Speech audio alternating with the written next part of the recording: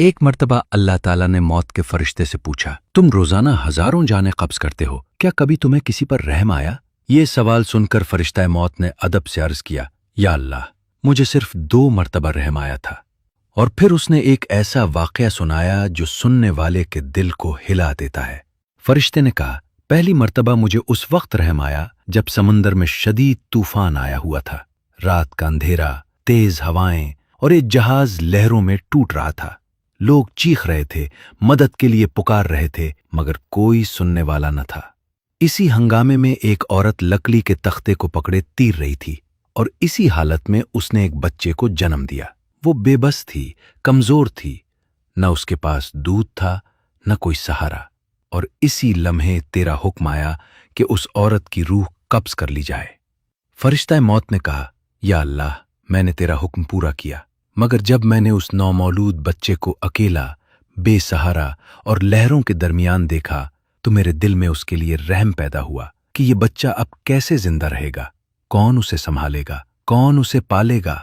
پھر فرشتے نے عرض کیا، یا اللہ، دوسری مرتبہ مجھے رحم اس وقت آیا جب ایک بادشاہ تھا، شداد، تو نے اسے بے شمار دولت دی، وسیع سلطنت دی، مگر وہ غرور میں آ گیا اور کہنے لگا، میں زمین پر جنت بنا کر دکھاؤں گا۔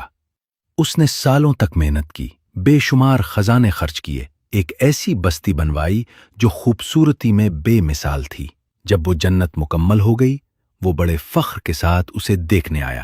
جیسے ہی وہ داخل ہونے لگا، ایک پاؤں اندر اور ایک باہر تھا۔ اسی لمحے تیرا حکم آیا کہ اس کی روح قبض کر لی جائے۔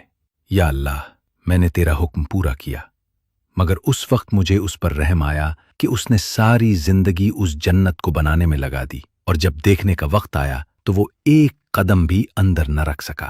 یہ سن کر اللہ تعالیٰ نے فرمایا، اے موت کے فرشتے، جس بچے پر تمہیں سمندر میں رحم آیا تھا، وہی بڑا ہو کر شداد بادشاہ بنا تھا۔